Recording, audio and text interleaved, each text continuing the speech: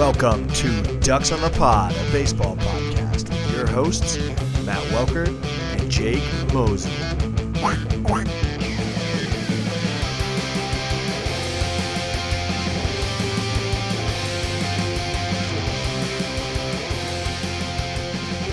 Back everybody to Ducks on the Pod. Wild Card weekend is over. We are now in the division series.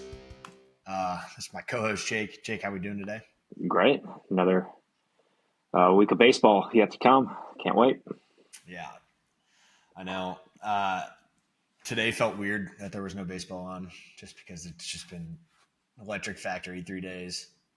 Like even the one game that didn't go into a 3-runner or 3-gamer, it still was fun. Yeah, I'm not too surprised by the outcomes for the most part. I think like that Guardians Detroit game or series rather was always going to be kind of close. So that one I think was nutty, and it played out similarly to what I thought. And then kind of same for the other ones. It kind of just developed the way I think was most likely, but it was still a blast to watch. A lot of good games. Oh yeah, for sure. I didn't get a chance to watch any of the games live yesterday. I did watch all the recaps, but all in all, just a fantastic wildcard weekend. So let's get into a recap real quick. So Guards, Tigers. I don't know why I put it that way.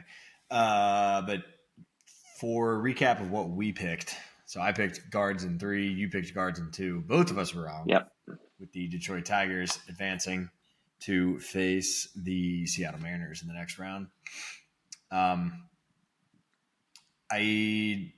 am slightly surprised with that, just for the fact of Cleveland was hot, Detroit was not to end the year.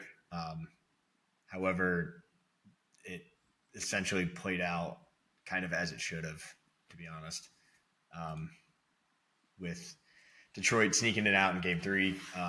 Very fun series. I was telling you that I was going to try to come up with like one-word summaries of each series. I didn't quite do that, but this one for sure I would say miscues. Like there was, I got to look this up, but there was just so many errors, so many dumb plays that that's what it honestly came down to. Like what game was that? That was Game 1, I believe, when J. Ram got in a pickle between third and home on an infield grounder. That was crazy. Even Detroit's first run in the first game was based on an error because first hit, right fielder Ramirez, straight booted. Yeah, Kerry Carpenter got in the scoring position because of it, and next batter. Yeah. It sucks that Gavin Loss got hung with an L on that. Yeah, because of that. Skubal was fantastic. Just absolutely lights out per usual, which was good to see and refreshing to see that he didn't get tagged like he did last year with that grand slam against the Guards last year, because he's a guy that I'd love to see just absolutely be dominant in playoffs moving forward, like just for his entire career, assuming he's staying in the playoffs for the near future. Yeah, he's entertaining to watch too, which I love. Like, there's a lot of really good pitchers out there that, not saying anybody can really put up numbers like him, but there's boring ways to do it, and he certainly is not boring. I love how jacked up he gets. Yeah, he's a competitor. Speaking of jacked up, you got to remind me in our next recap to talk about something. I don't really have a whole lot more.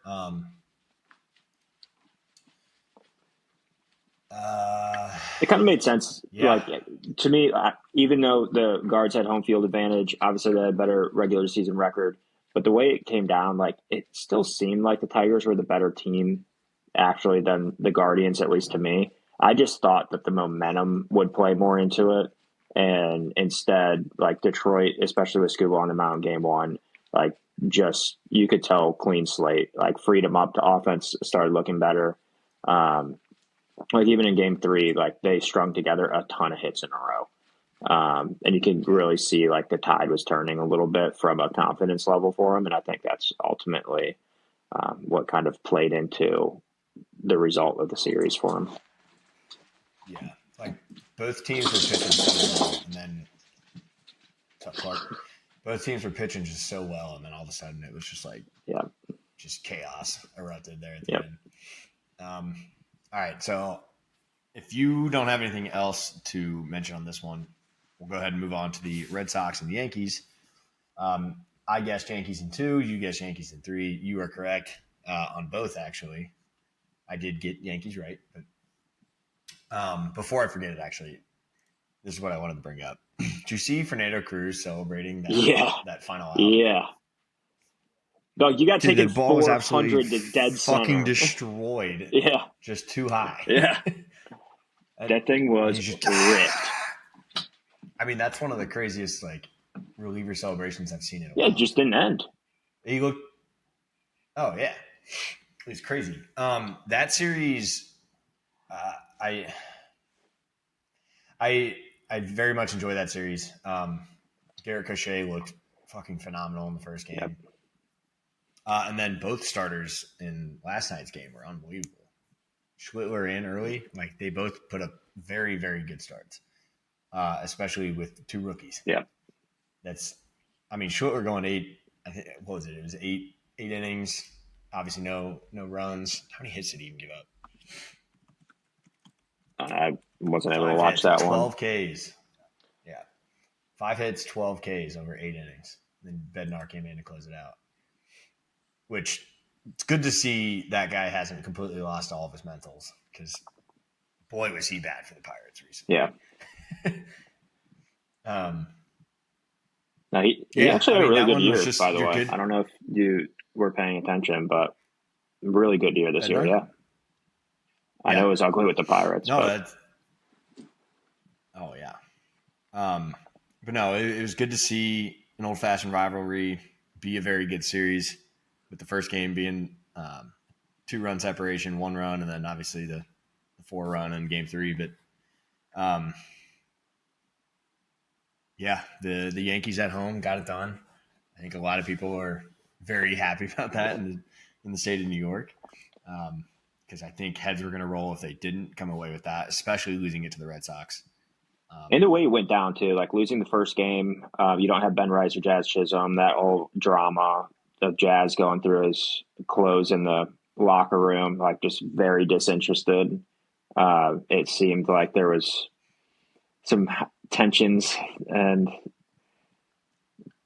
thoughts from Jazz's end, but then Ben Rice comes in first at bat, dong. Jazz Chisholm scores from first on a single.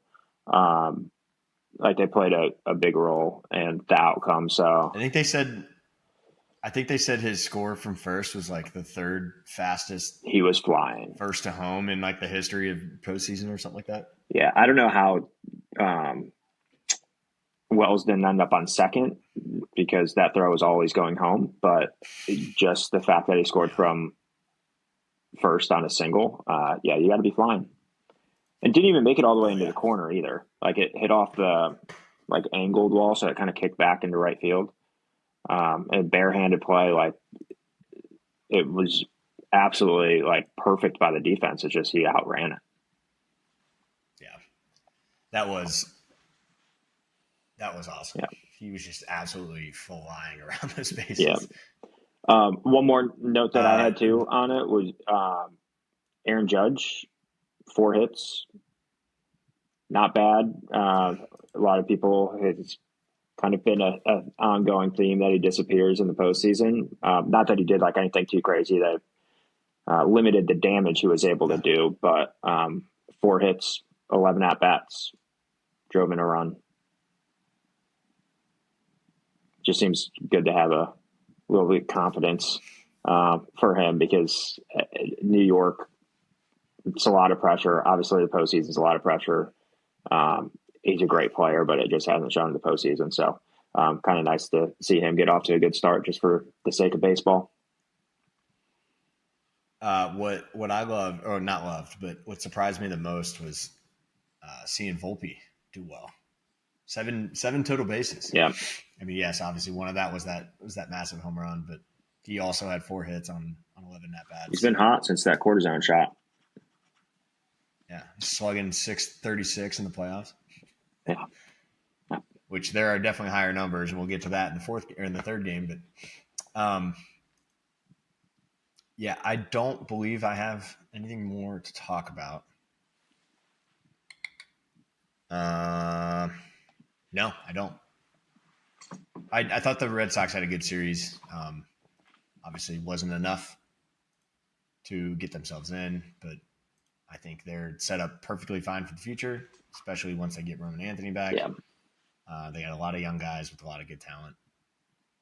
So, which, if you don't have anything else, segues me perfectly into the Reds-Dodgers series, because that's exactly how I feel about the Reds.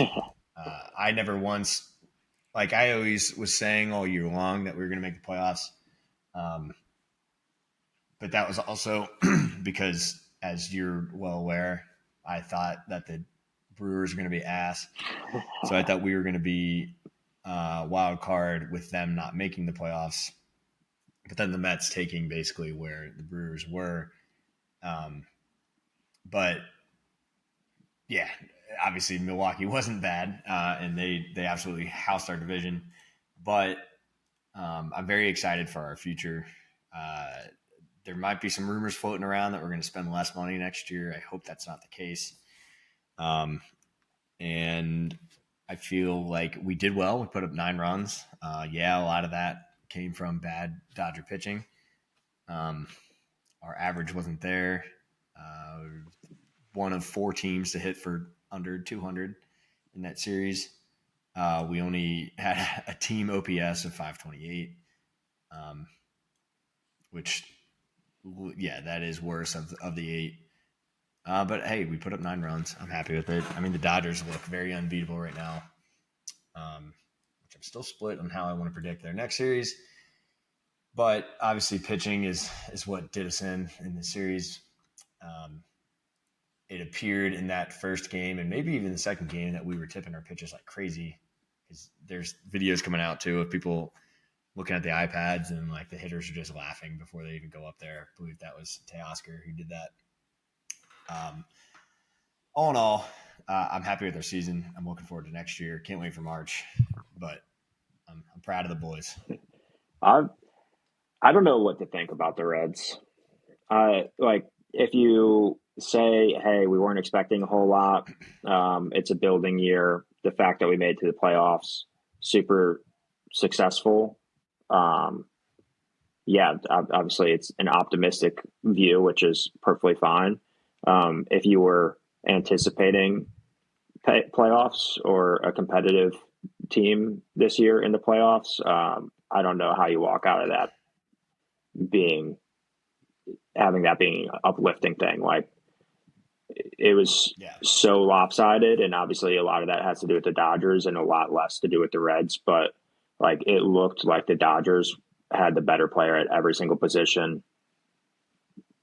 Pitching, they spent $400 million on their team. I get it.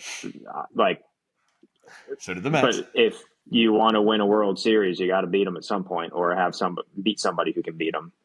Like it's what's the definition of success? Is it we want to be in a lot of playoffs and then potentially get steamrolled because we're building for a playoff team and not a playoff winning team?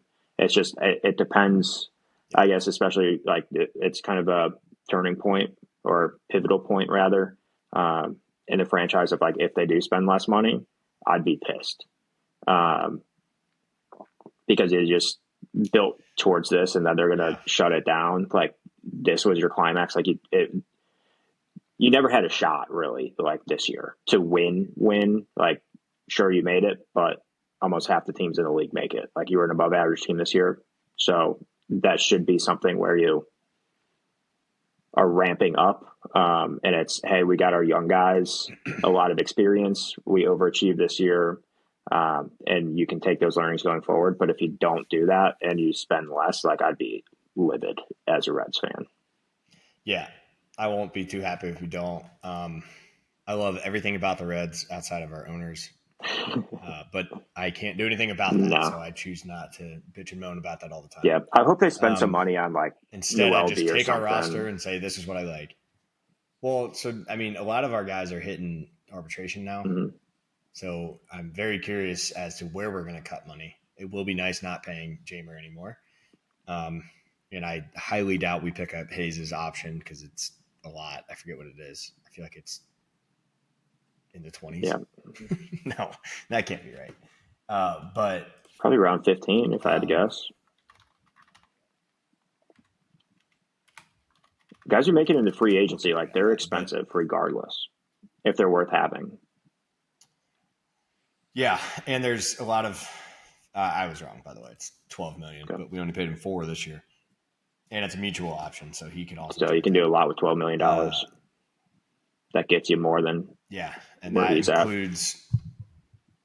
Yeah, that includes paying your arbitration players, which I hope we don't fight any of those. I hope we just go in there, get it done with, and get out, because that's just cause for concern if you're sitting here and arguing about hundreds of thousands of dollars. Yeah.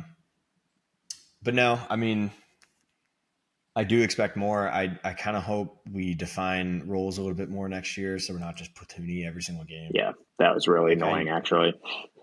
If the platoons worked more times than they didn't, I wouldn't be upset with it. I wouldn't if we won more. But it drives me crazy when there's no rhythm to the Reds. Middle of the year at all. No, it was like middle of the year we would have Gavin Lux in a game when he was just ice fucking cold, but we'd start him every single time against a righty. Yeah. I need us to figure out some stuff, which I'm hopefully going to be getting after my Reds little side project of just solo talking about the Reds, but I'm not going to go crazy into depth right now. But I mean, I for one didn't see us really even making the playoffs. Obviously, it was a long shot, but I'm happy with it. I think our best young guys will continue to get better, and hopefully, we make decisions about the not as good young guys, and either move on or just full on commit to them and get after it. But love our pitching. Obviously, that's what killed us, but I'm excited for the future. I'm fairly certain every single one of our starting pitchers is coming back next year. I don't think Littell is, which I'm all right with, but he's a rental to begin with. Yeah.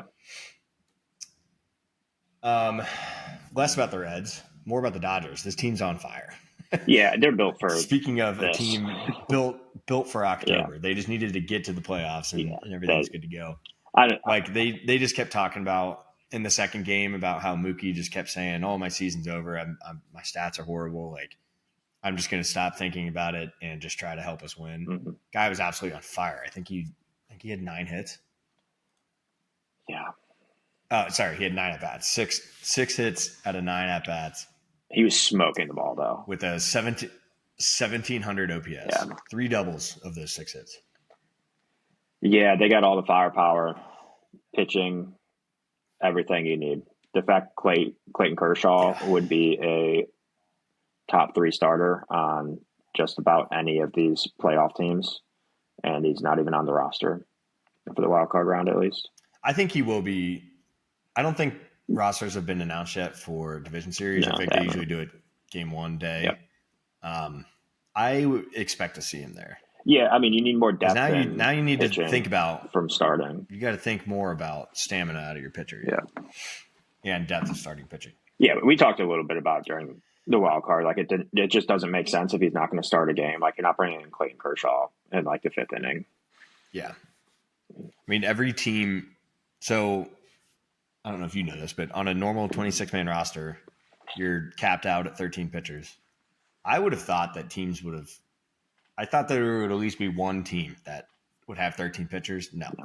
6 of the 8 teams carried 12 and 2 carried 11, which is the Padres and Guardians. You just take a back-end starter. How that goes for this next series. Yeah. If anything, for an emergency. Yep. Like, You can even have him be an opener as well. Yep. But yeah, this team's absolutely on fire. Like even fucking Ben Wortvet went 3 for 6 against us, which he actually at the plate was impressive to me. He laid down a couple bunts that were very good, but just like obviously he's not Will Smith, he's not Dalton Rushing, but guy absolutely got the job done. And I mean, you don't really need to produce when the other 8 hitters in your lineup are absolutely fantastic. You say it makes his life a lot easier when pitching staffs have to attack him with fastballs because you're wasting pitches on everybody else trying to figure out how to get them out when you just can't. They're just too good. Yeah. Yeah. Trying to think if I have anything else to go for. Oh, yeah, and the Dodgers didn't even have to use Shohei. So I believe they said last week that he's probably going game 1 against the Phillies. That'll be awesome. Just to see Shohei go against some of the studs that are in the Phillies lineup. It's going to be sick to watch Kyle Schwarber take him 450 dead center. Can't wait. Future Red Kyle Schwarber. Yeah, probably at some point. Which, speaking of, if we're not spending money, that wouldn't be the best use. Actually, it would be a great use. You'll get him when he's 40. We need to determine. Well, not to keep going back to this, but if we actually go get a real DH, we need to probably trade some of our young guys because we have a surplus of infielders. You should. That we rotate into DH every single game. You should, anyways. So, we need to define more roles. Like this year was more of all right. We have all these young guys. Who's going to actually pull away from the pack? Like obviously Noel B's part of that. Spencer Steer has flashes of brilliance as well. But then we actually moved on from guys like Fraley. I can't believe I'm throwing out Stuart Fairchild's name, but it's just it was good to see us actually kind of move on from some people. I wish that they would It kind of feels like we're going to move on from Benson, but I don't think we will. I think he should. I just think the Reds need to plant their flag on like their 2 young guys who they're going to go into the future with, and then whoever's not in that 2, you say we're going to trade you. Our goal is to be great in 3 years, and we're going to trade you. We're going to diversify like our minor leagues, I guess, prospect pipeline because it doesn't seem like there's any depth there. Like it's all the depth's at infield. Like the pitching is already up for the most part. Like you brought up Chase Burns. Like I don't know. The nice thing about having depth at infield though is that you can move guys to the outfield, i.e. I know, but my point is there's just not enough prospects where like you need almost all of them to hit. Like if you look at the teams that have any sort of sustained success, especially those on a small budget, like they have so many guys that they can turn to. And so you don't have a Gavin Lux batting 3rd in the playoffs.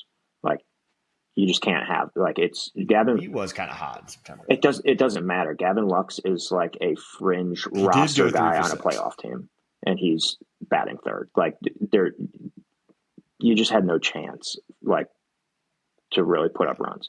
You need Teoscar to drop a ball in the outfield and for them to walk you in to like get half of your runs of the series. Hey, I know the Reds like they did as much as they could with what they had. Like it was a terrible draw. Like super unfortunate that you have to go against the best, most talented team in all of baseball.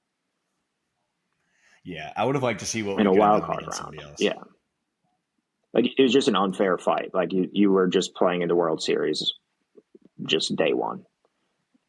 And by the way, your race went the entirety of the season. Like there was no rest, there was no mental break. Like it was a shitty situation, and they did as much as they could with it, and it's just not enough. Like you just never were going to win that, really. In my opinion, like it would have taken something crazy, or like the Dodgers just shit the bed.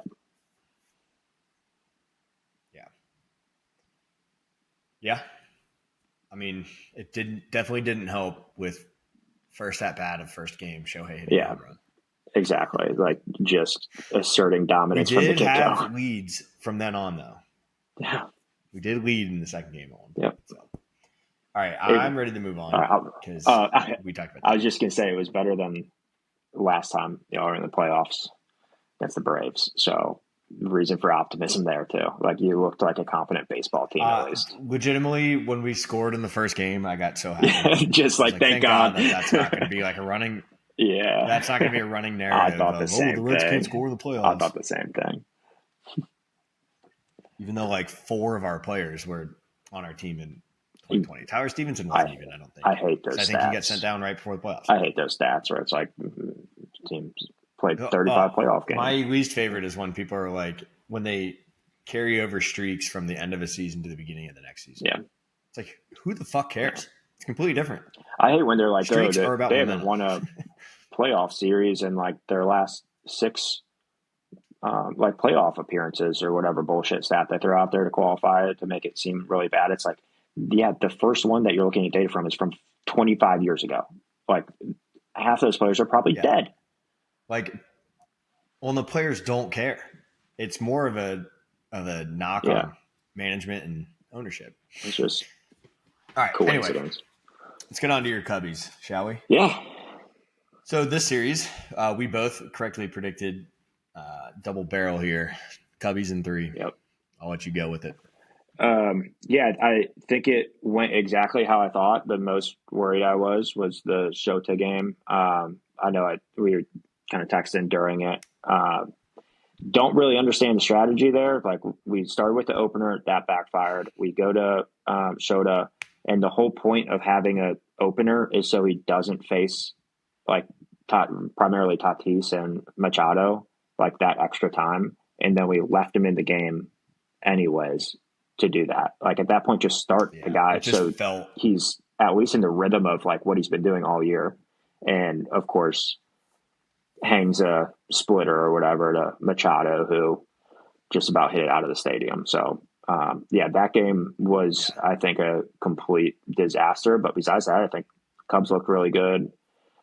Mason Miller threw. I was going to say you won the series. Be happy. Oh no, I was leading with the bad stuff. Yeah, I'm just leading with the bad stuff. We got nothing but good stuff after this next comment about how nasty Mason Miller is and that nobody can possibly hit him. And he threw the nastiest pitch in the history of baseball to Carson Kelly. I don't know if you saw that. That's gross. 104.5. Absolute painted 104. Yeah, bottom of the knees, outside just corner. Painted low outside. Yeah, just disgusting. Besides that, though, like it was good. Offense kind of got going. Kyle Tucker, another big name like Aaron Judge, who has a bit of a history with not performing in the playoffs. He got a couple hits, even though it's not like he smoked the ball by any means, but just good at bats as you would expect from him. Just kind of good to see the ball start to get rolling, especially since he came back from injury. PCA kind of stunk it up, except he did get a nice little RBI. Did he get 3 hits yesterday? I don't know. He looked like he couldn't. I thought he was hitless going into yesterday. But he got an RBI single with the bases loaded. Yeah, he had 3 hits yesterday. Perfect. Because he was hitless going into it. Because I remember seeing posts. We were at the zoo. So I can't watch. Zoo Brew. We were drinking beers at the zoo. Michael Busch also 3 hits? Yeah, Michael Busch is just on a heater in general.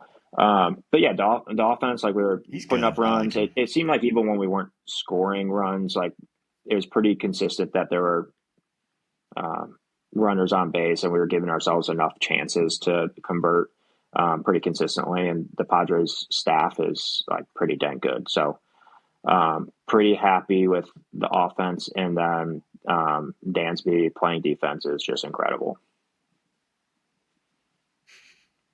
It's really just the defense up the middle. Plays? For some reason, I don't. Yeah, I don't really remember him going crazy. Dude, it was nonstop. It was awesome. Like the true Gold Glove performance. Yeah. So much that I can never even say them. PCA, by the way, 6 strikeouts. Yeah, he always got Mason Miller. He went 3 for 10 with 6 strikeouts. He swung at a pitch that bounced before the plate, and almost hit him after it bounced. Miller's a cheat code. Yeah, he's got a chase problem. It's okay. He's young. He brings the excitement. He's still locked in. He made a couple defensive plays as well. Our defense up the middle is just incredible from a Cubs standpoint. So, I don't know. I think we're built Yeah. to succeed as long as we can hide some of the pitching opportunities, especially from the starting staff, which I know you're probably sick of me saying that because I've said it all year. No, I mean, you're right. You want to hear something crazy? Please.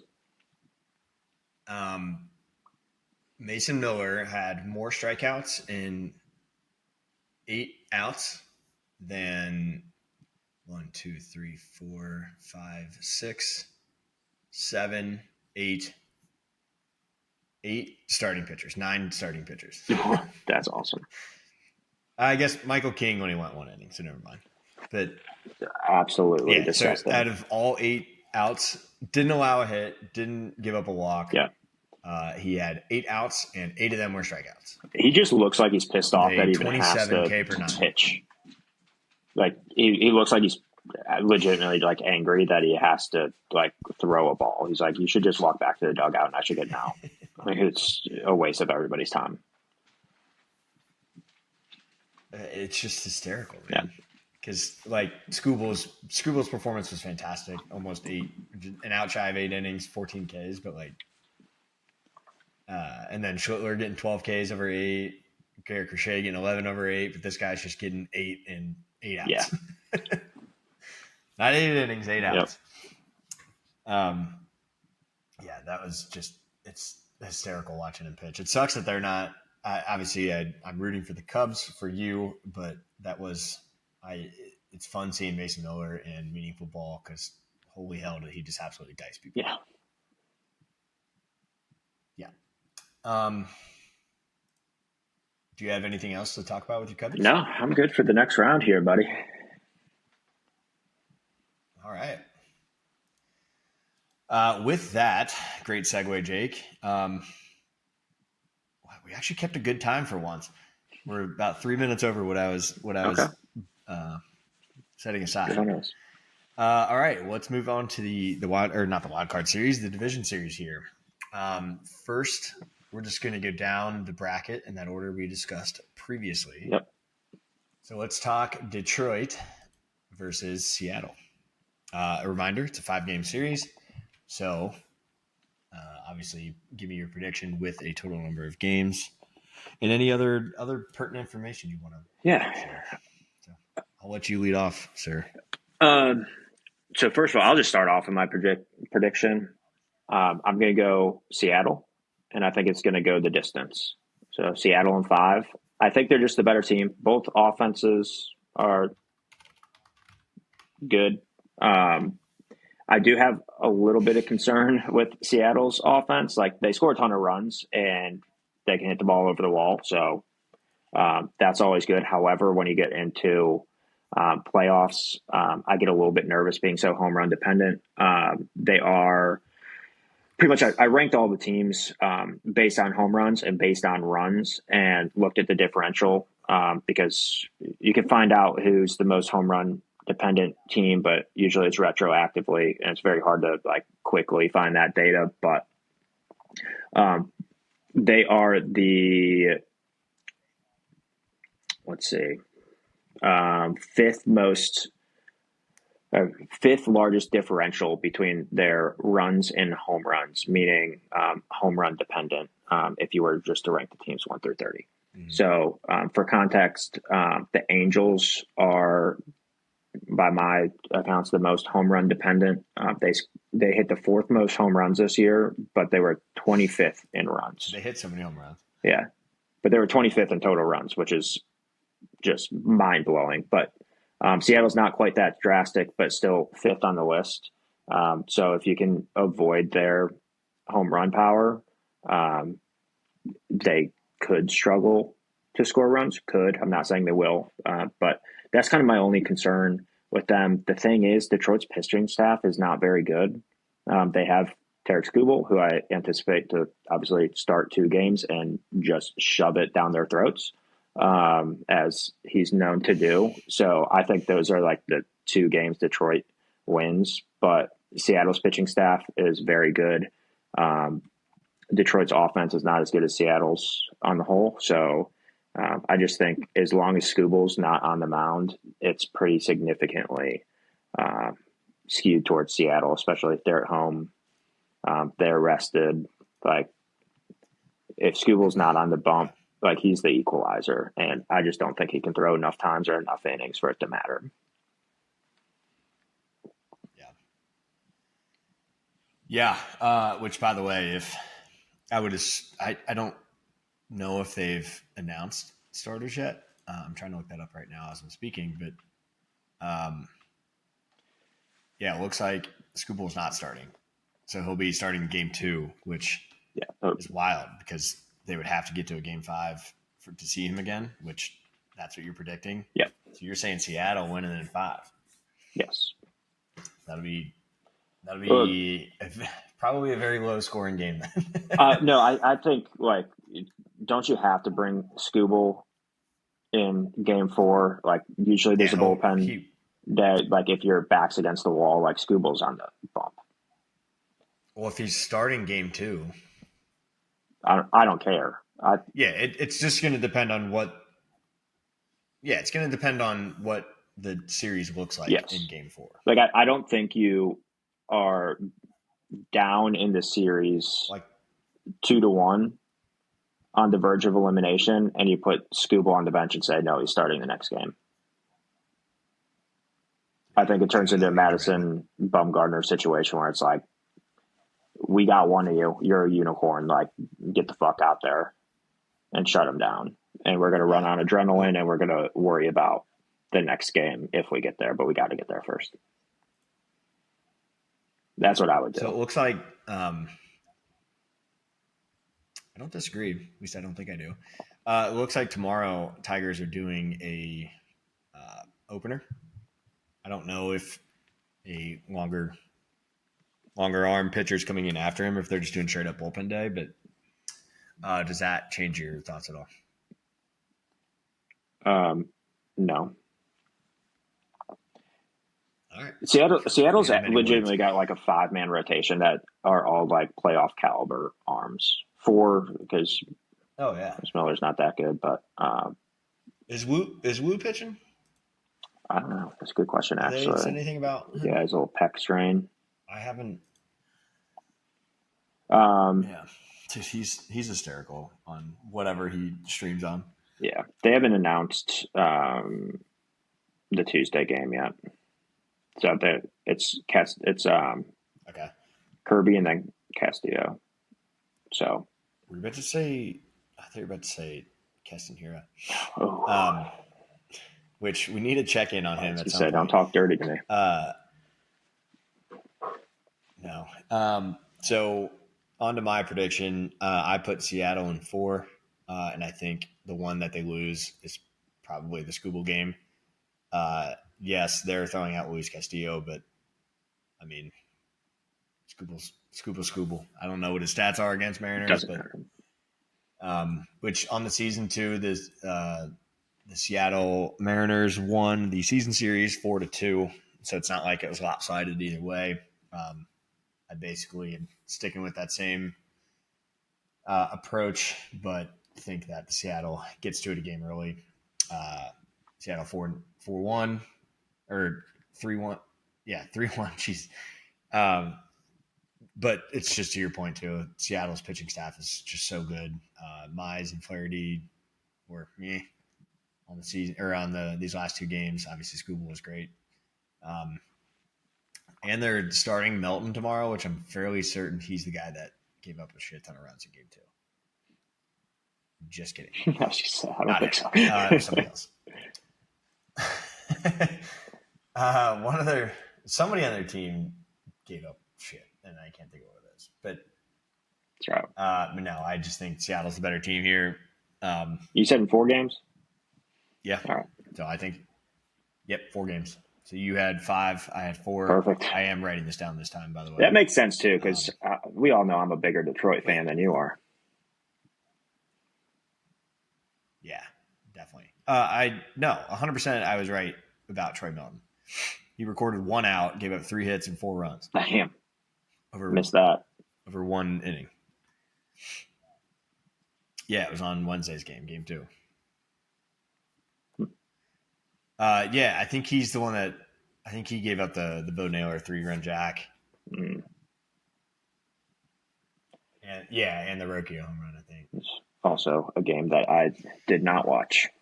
Regardless, I think this is absolutely Seattle's to win. Again, by the way, I'll point this out. Detroit's record is mainly driven by beating up on the White Sox, Royals, and Twins. So just like last year. Which, if I can do math very fast, that is 25 wins to 14 losses. So just saying, if the division was half good. To hammer your point home a little bit, too. Record might be a little bit different, and they... Sorry, I didn't mean to cut you off. Please. To hammer your point home a little more, Detroit 41-40 in the regular season on the road. Obviously, they do not have home field advantage in this series. They're only one game over 500 against teams better than 500. They're going to Seattle, who is 51-30 at home, and they're 4 over 500 against those good teams over 500. So, just from the setting standpoint of where it is and the quality of game that it is, Seattle's performed a lot better there. Yeah. I wish, from a fan perspective, I wish that Skubal was starting in Detroit. Obviously, they want to get him out there as fast as they can. Because that would just be fucking awesome. Just to watch him just absolutely dice people up at home. Because they haven't had a home game yet. For some reason, strikeouts play up in Seattle. Yeah, Seattle's definitely. So he could put on a hell of a show pitching in Seattle. Yeah. I think it's something to do with the batter's eye. Yeah. I mean, I fully expect it.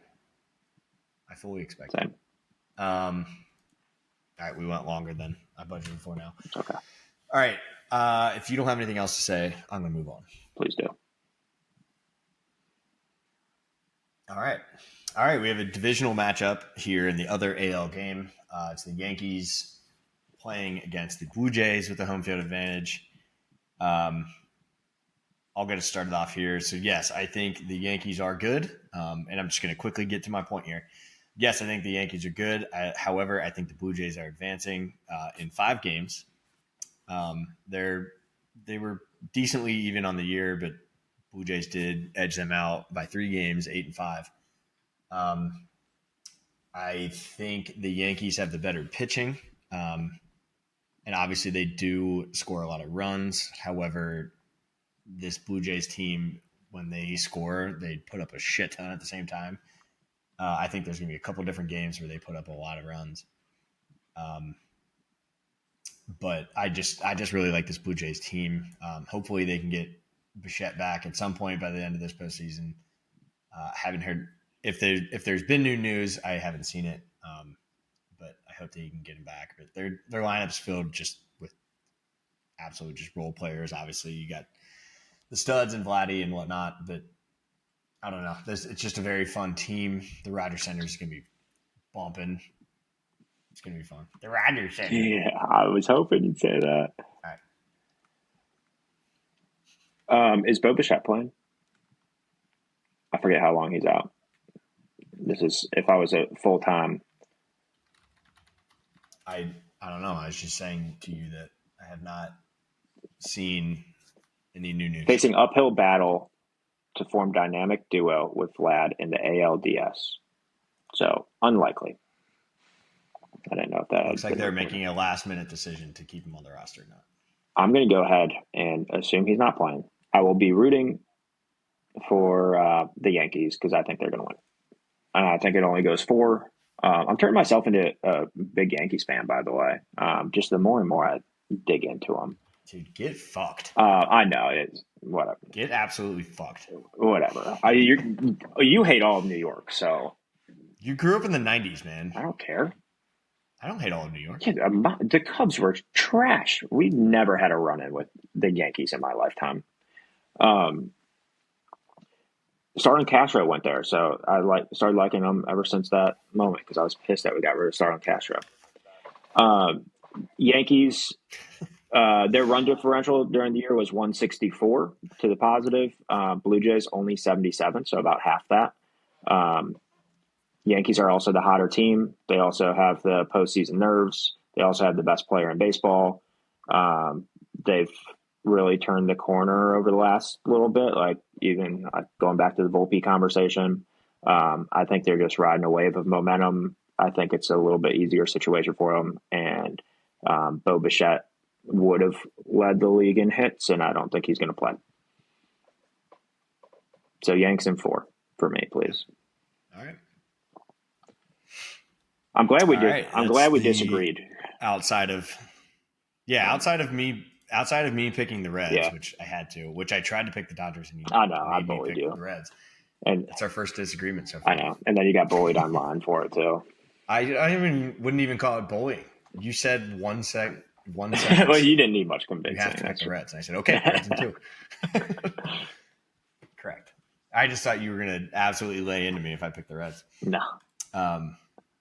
Yeah, I must. I mean, I could call you a homer all I want, but I understood where you were at. What you just call me? A homer? Yeah. All right. I know. I was kidding. I don't really have much else to talk about with this matchup. I'm good.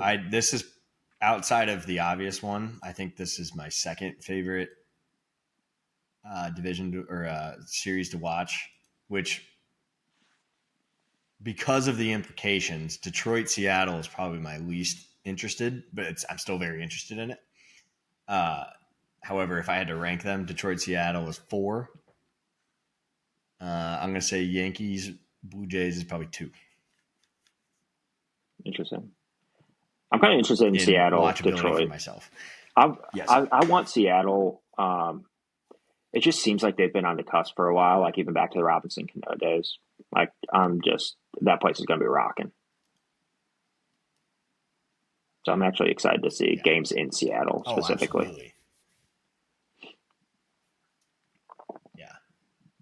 Yeah. What I like too is that Detroit being the away team in the wild card, it'll be fun to see them finally have a home game in the playoffs too. Yeah.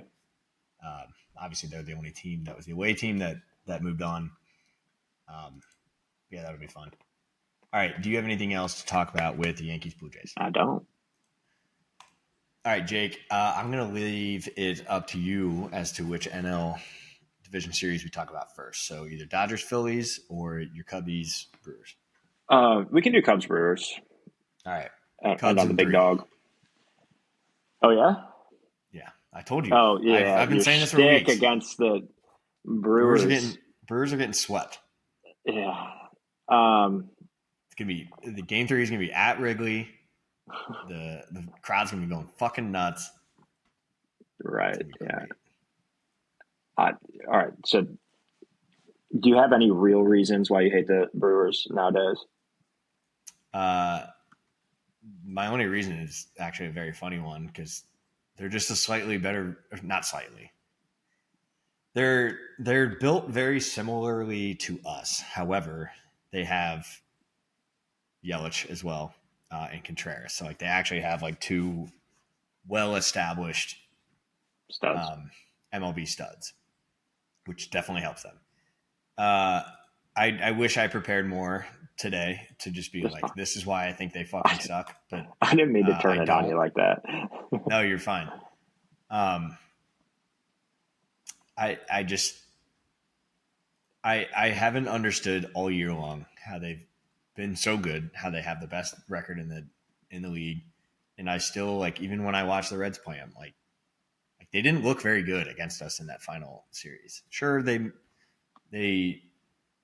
were rostering weird because obviously they already had the bye locked up, but they were still fighting with the Phillies for the number 1 seed, so they were trying for sure. They threw their pitchers weird, but Peralta went out there to try to get us out, and he didn't. Same thing with Miz. Same thing with who went? I forget who went game 2, but I don't know. It's still irrational. I understand that, but I'm saying Cubs in 3, and you should be happy about it. I'm happy about it. I'm always a realist, however. So I will be. By the way, Cubs did win the season series 7-6. Great. going to be a close one.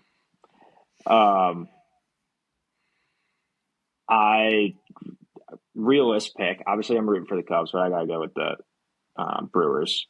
Boom. And I think probably How many games? I'll go with 5 officially. I'm really tempted to take 4 though.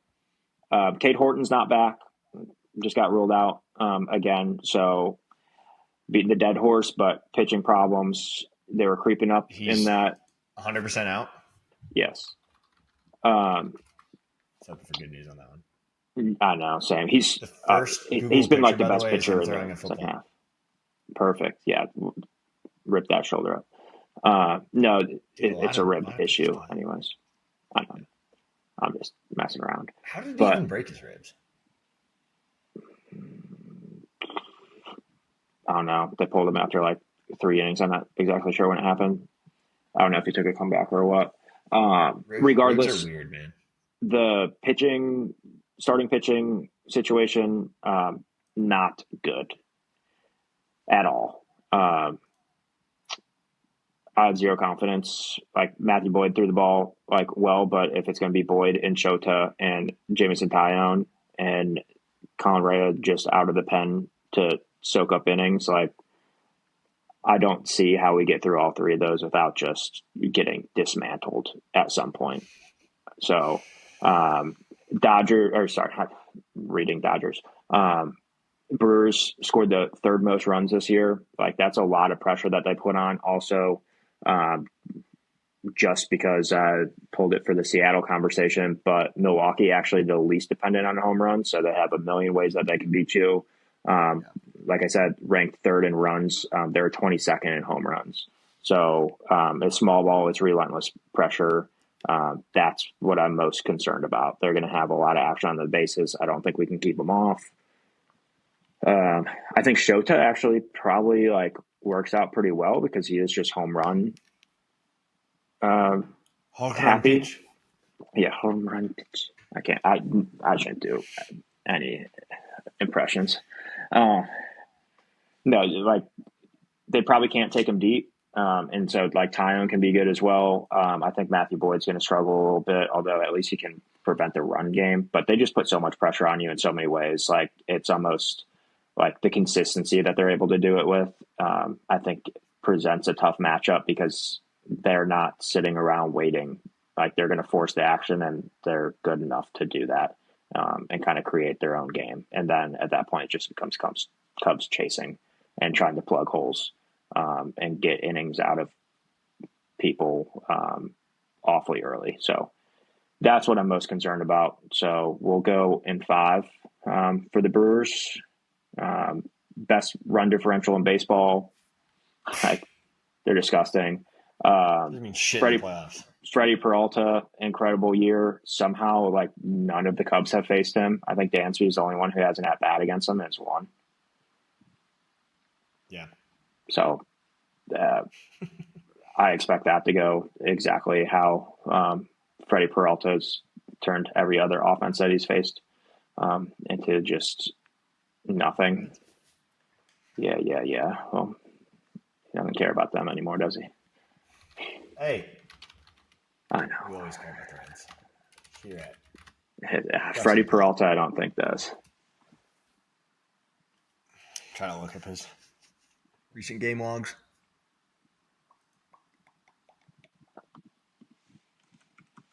This is great podcast work here.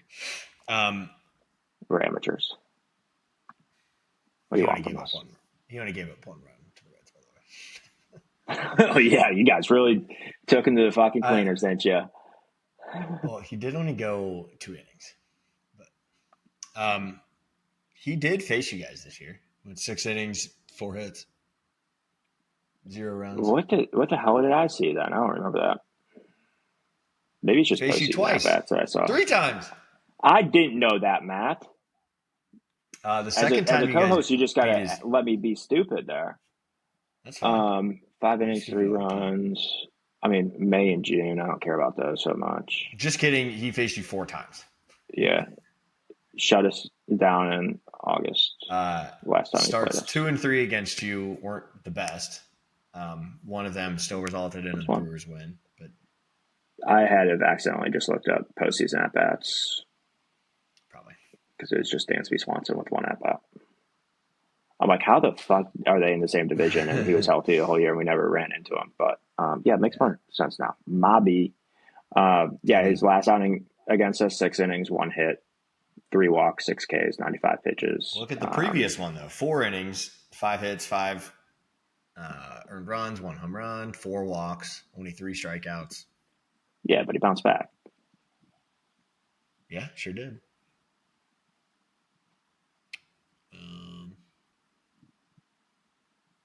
I just expect him Cubs to in 3. shove it down our face, potentially. Nah, Cubs in 3.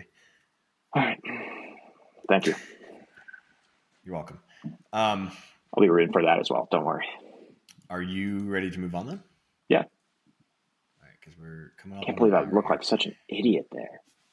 Idiot. What? That's all right, dude. I just said that the Brewers suck and they have the best record in the league. So, yeah.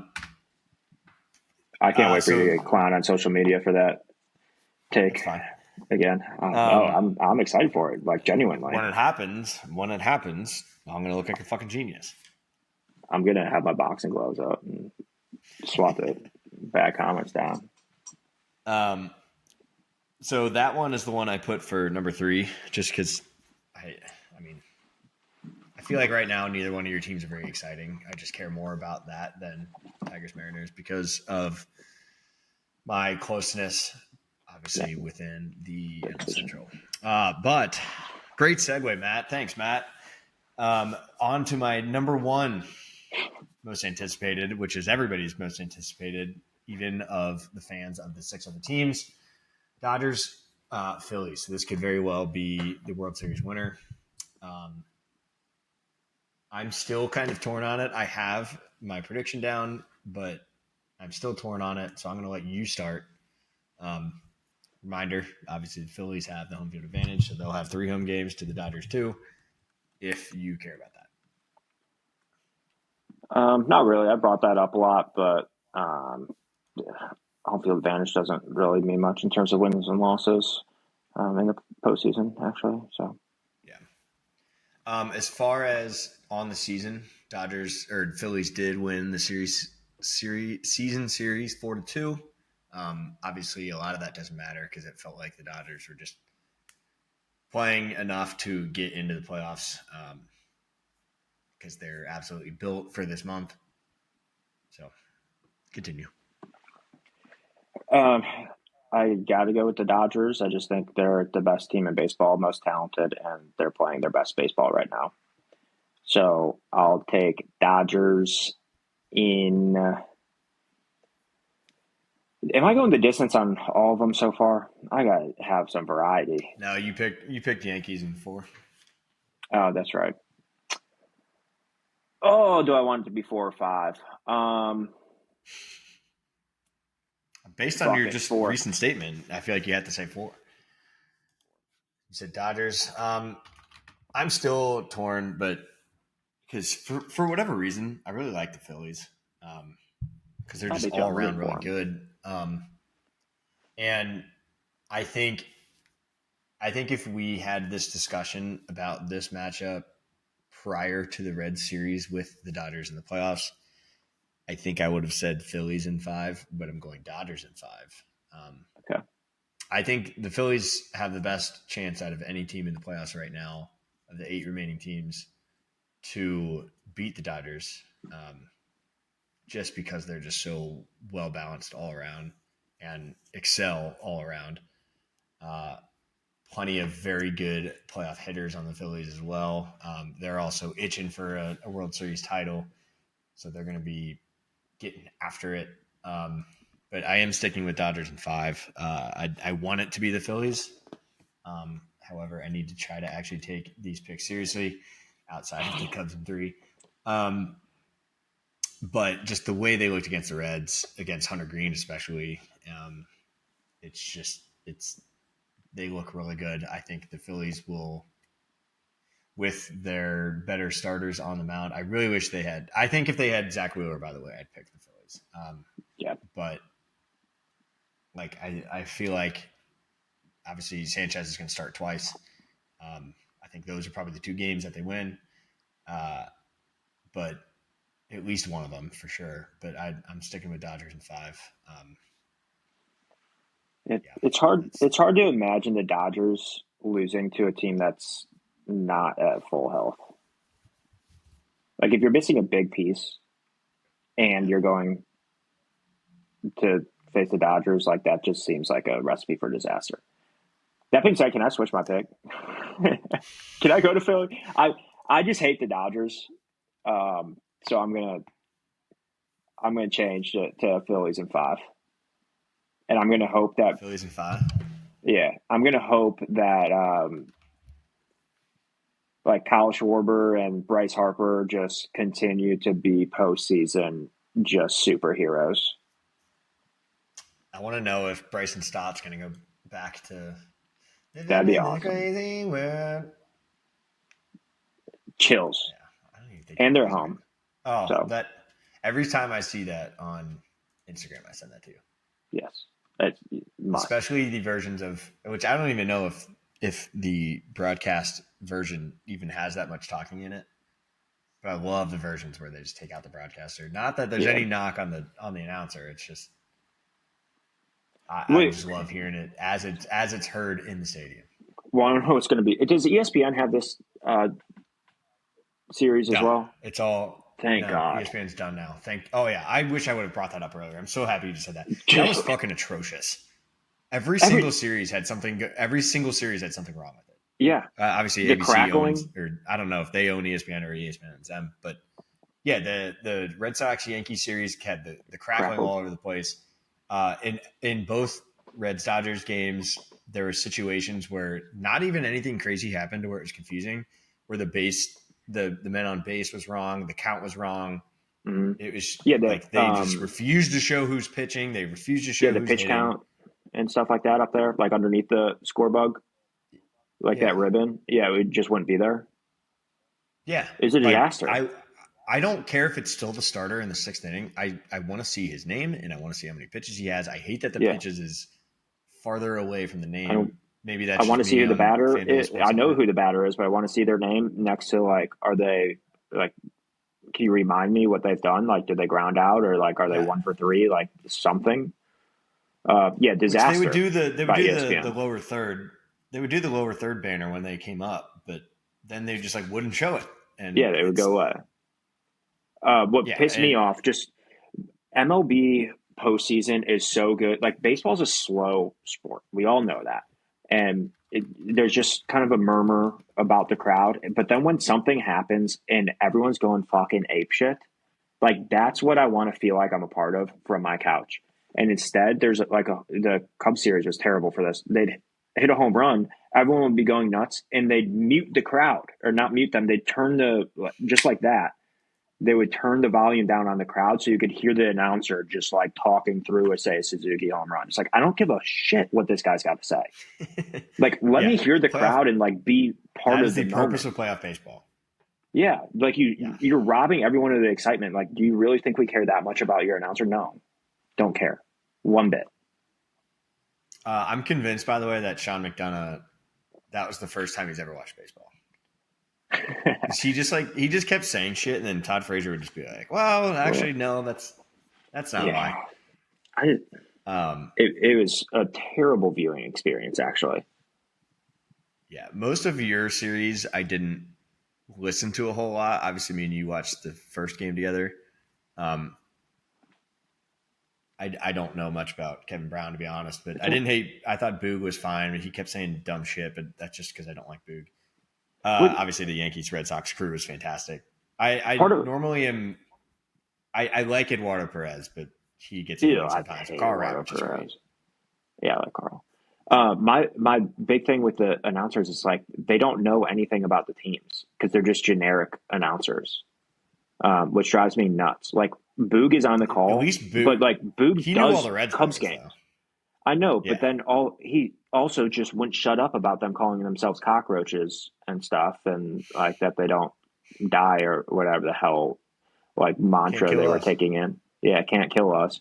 So like he had to talk about it every 3 innings because he didn't know Jack Ellis about him. Like it's Yeah. like the most high level stuff. Like let's get the passion of the guys who have been on the journey for the entire 162 in there, and like that's just like a cool reward. Like I hate that Boog's like the Cubs guy, but then also he does ESPN stuff. So like he'll do like a random like ESPN college football game on a Saturday and not the Cubs game, and we'll have like Joe Girardi or something in the booth. Like it drives me nuts. Like, can we figure out how to like align these announcers better so A, they have an idea what they're talking about, B, like they make it exciting, and then C, let's get the production value up because you're trying to put that like lackluster commentary and have that overshadow the environment of the game. It's just ridiculous. Yeah. Oh, it drove me crazy.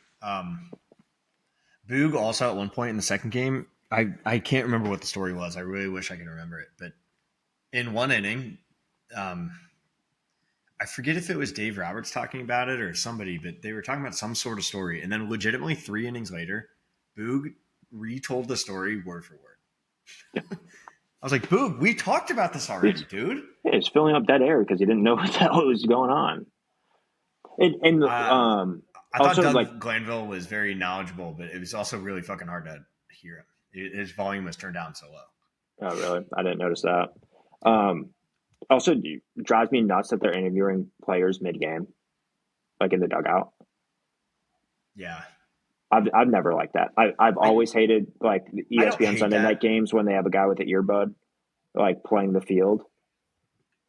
Like they Yeah. don't act. It's not a good enough interview experience for me to learn anything or like be like, wow, that was really cool. Instead, it's just like asking the most generic questions, getting a generic answer because they don't give a damn about it.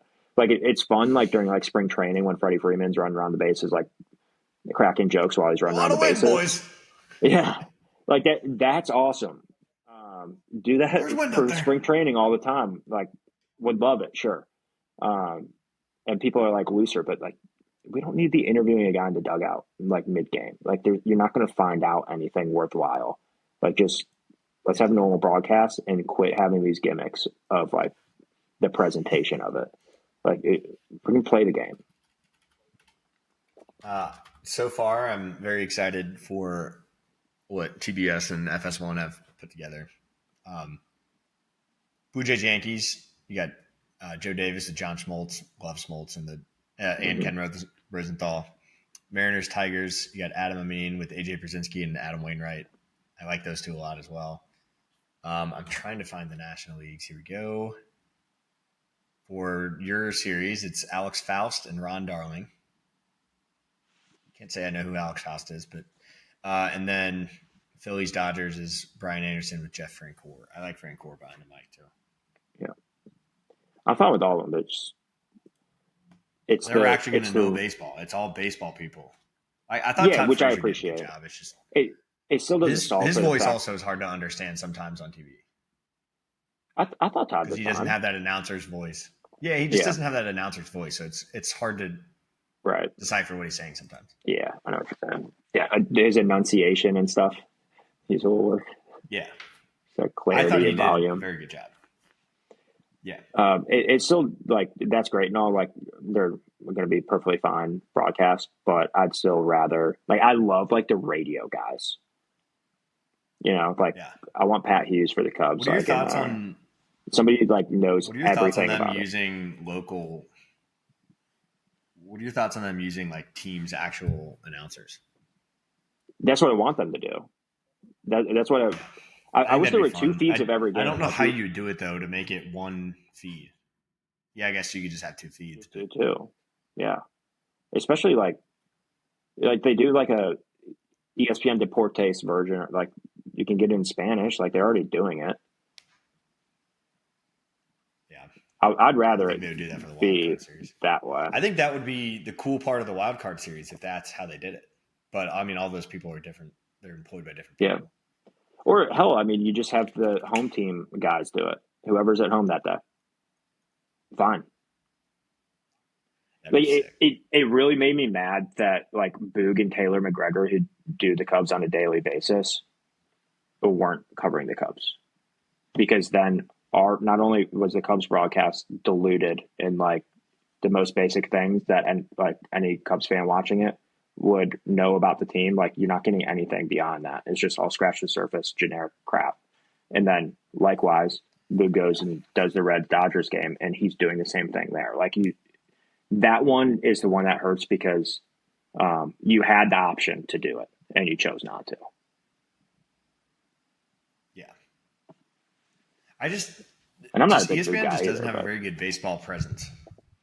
So like, I just don't understand why they're getting the wild card series. I don't know if that's a future thing as well.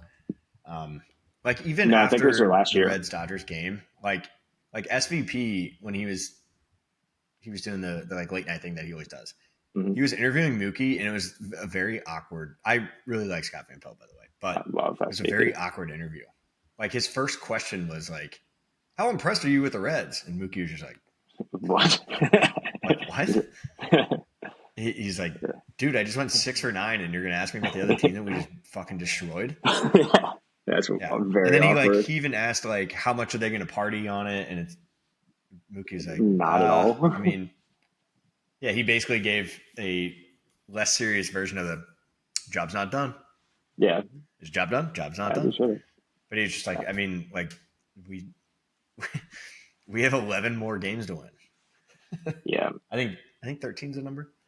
That's part of the reason why I don't like that like in-game interviews either. It's like it's the broadcast trying to make something a big deal, and they're like, this is such a drop in the bucket for what our goals are that it doesn't matter. And I don't hate the in-game interviews. It's just I hate it more in football, like the out of the half, like your boy Ben Johnson. But yeah. I just don't understand why we're doing this in the first place. Like these guys are trying to focus. Their entire season comes down to these games. Correct. Now, baseball, it's a little bit different. Managers don't really do things all the time. Like a head coach in football needs to be thinking and calling plays. And like the Manny Machado one that I watched, like it was after he hit that home run off a Shota, and it's like, were you sitting on a pitch? And Manny Machado's like, no, I don't sit on pitches or whatever. And then immediately when the interview's over, they're like, I don't believe a single thing that he said. I'm like, okay, like there's just why even fucking do the thing? No, I don't know who it was. I did think that was funny. And honestly, like I was on the side of the announcer. I do agree with them that he does sit on pitches. Yeah, I mean he has an idea of what they throw. That or Jessica Mendoza, but yeah. Whatever. All right, we talked a lot. We randomly it. got away from Dodgers Phillies. Did you have anything more to say in that series? Oh no, I think that's going to be so much fun. I hope that it's not a Dodgers sweep. If I see a sweep scenario, it is Dodgers, but I hope that game goes to Game 5. I hope we get at least 2 Game 5s. I think we will. By myself. I mean, at this point, all the teams are good. Like with the expansion, you get some teams that are just above average teams and not like really good teams. Like every team that's left can win the World Series. Like realistically. Yeah. I was waiting for you to say like the Reds. No, I was not going to name names. I mean, we only won 83 games. It's all right. You can say that. Yeah. Do you have anything else to say? No, I'm good. I think we got a good rant in there at the end. Unplanned. I agree. I did see the Padres absolutely screaming at your umpires, though. Yeah, I mean, that thing was bad. It was bad. They should have bases loaded, no outs.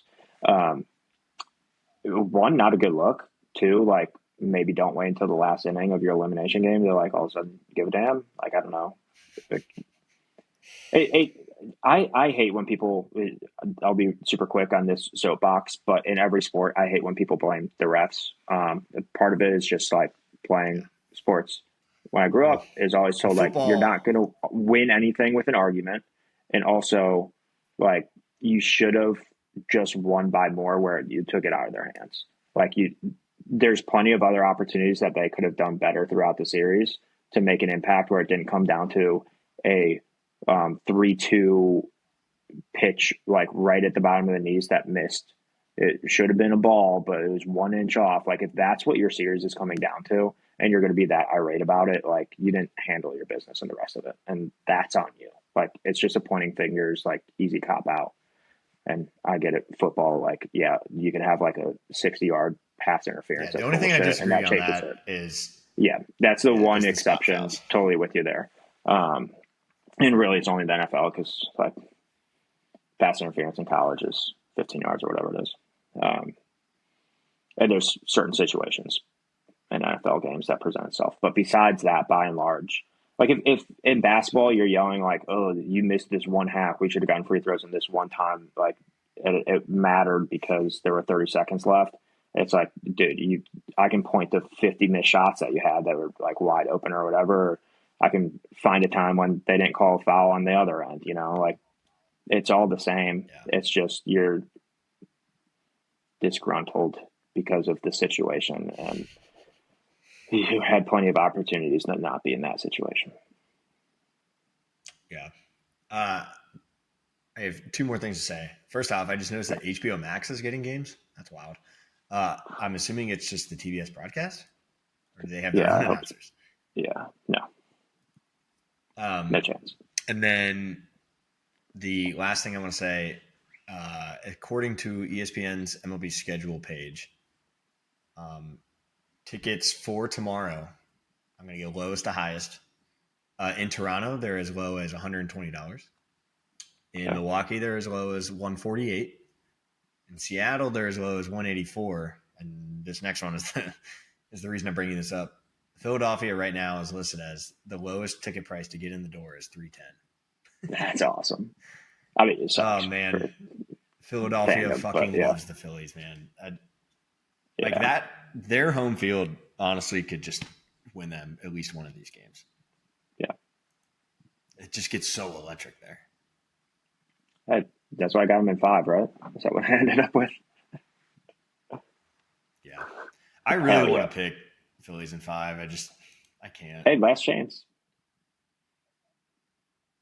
All 3 games in Philly, by the way, are well above $250.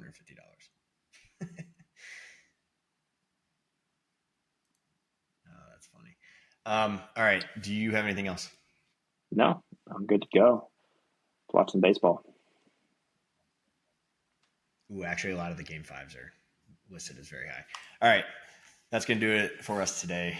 We recapped wild card heading into the division series.